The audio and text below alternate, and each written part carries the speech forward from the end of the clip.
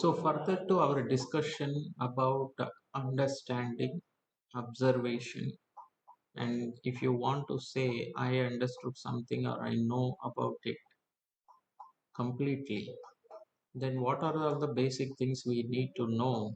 We discussed already. Now we have to go to the first step of our understanding, that is, what is the basis of any system? So, you choose any system as per your convenience or as per your comfort or as per your choice. So you choose any system. What is the basis of that system? That means what are the different concepts, principles, and laws, basic laws involved in that particular system you have to look into. That means system, I'm not seeing the product or the event, I'm not seeing just like it is something. I'm actually seeing this as a combination of different principles, concepts, and laws.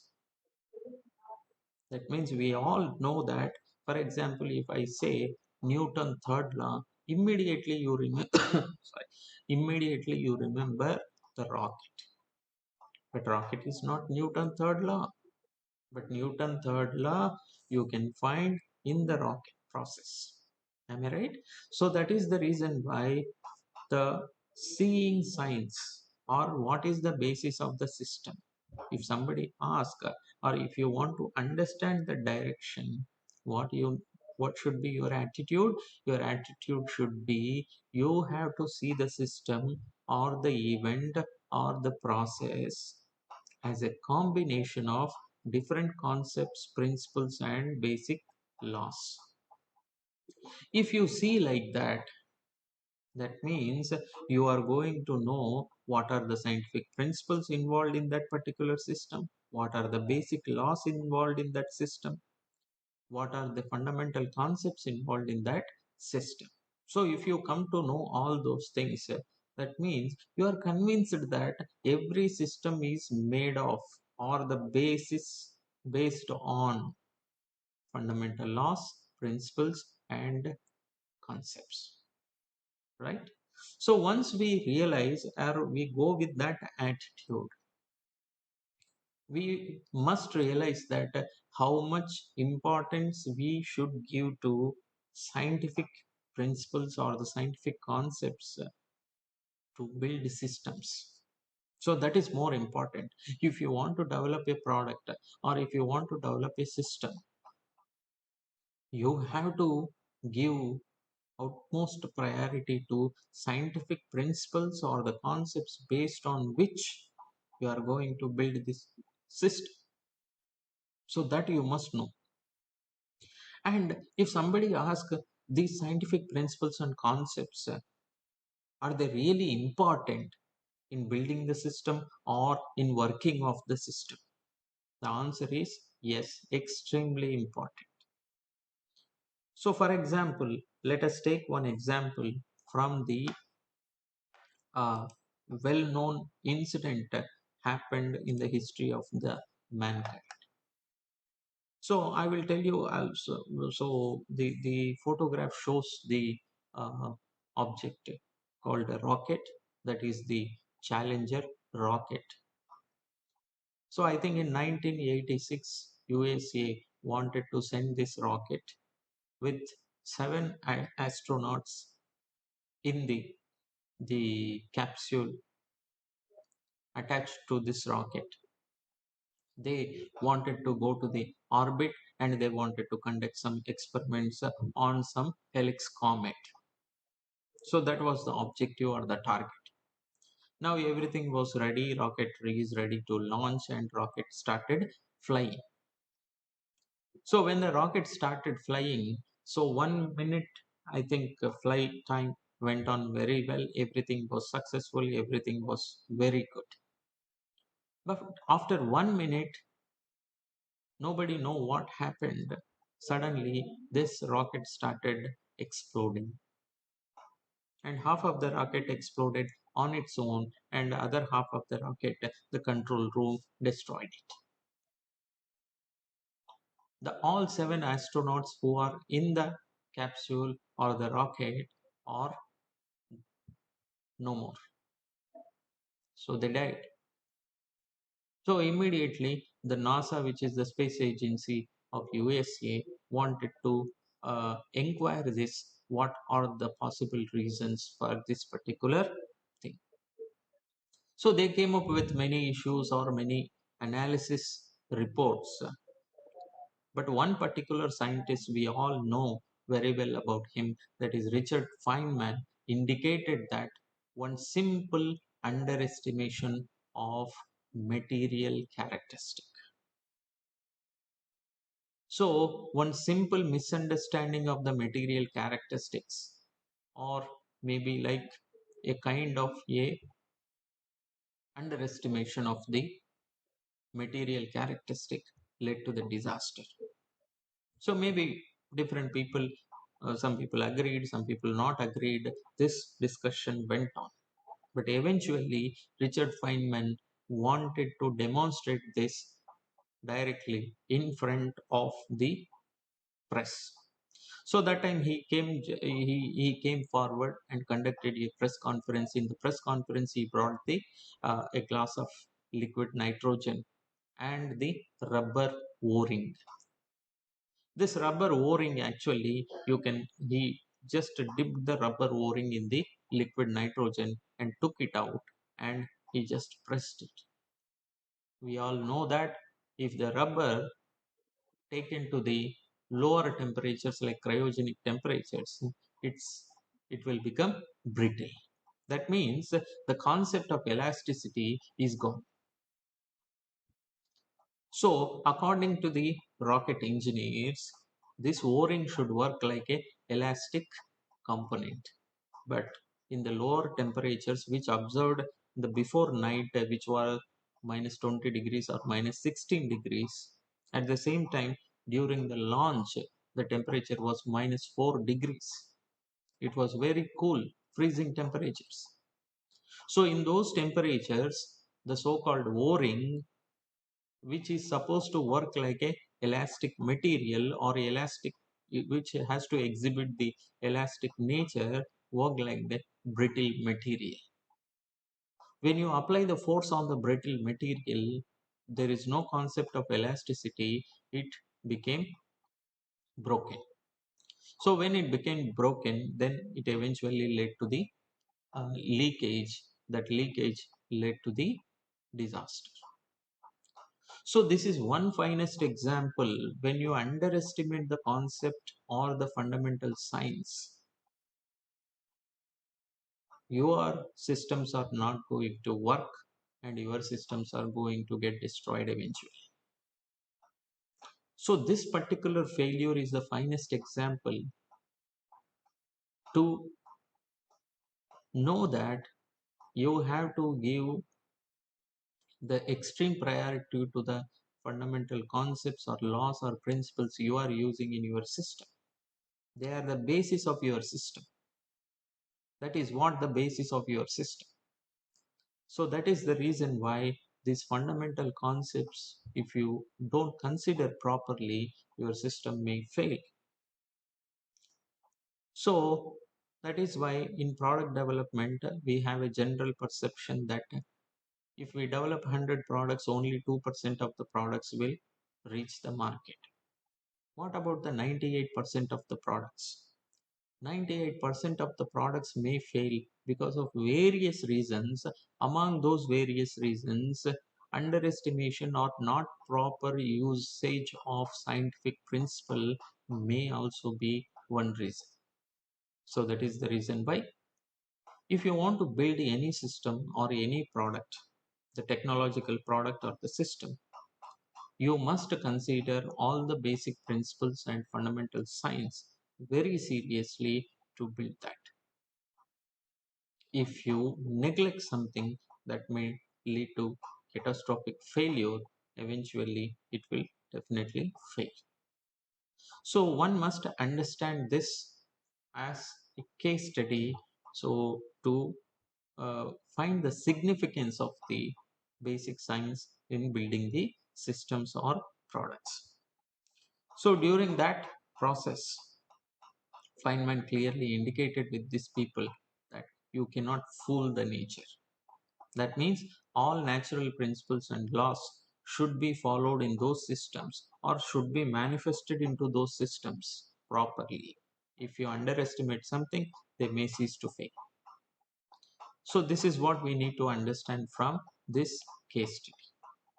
So at the same time, I can give the examples like this, like uh, the story, the recent disaster happened in the case of Ocean Gate Titan submersible vehicle, where maybe the material related aspects are not considered properly, or there is a dissimilarity in usage of the material with respect to their forms. That means the dome structure may be used with one material, the cylindrical structure may be used with other material, where the dissimilarity created some pressure differences which led to the pressure bank. So these kind of simple mistakes, or these kind of simple uh, neglect negligence related to the fundamental science may lead to the disasters. This one must remember. So that's why in any system you see the basis as a science. That means any system should be built based on strong scientific principles and scientific laws. So if it is so, then that system can be told as deep tech. So if any scientific principles or laws are neglected, then that system may fail at a particular condition. So this must be remembered. So while seeing the science in the system, so what approach we have to follow? So in order to see the system with respect to its scientific principles involved, I just want to explain with uh, some example like mosquito repeller. So in the mosquito repeller, you have different parts, right? Those parts you can identify that plug with the bottle carrier. So where you fix this bottle and plug in the socket, right? So everybody know that. So in this mosquito repeller, if I want to search for different scientific principles, that means I'm exploring what is the basis of this system. So when I'm looking at the system, so I can go part by part. That means at a different parts level, are there any concepts involved? Are there any principles involved? Are there any laws involved? That I have to see at part level. Then at the whole system level also, I can see overall any concepts involved or laws involved.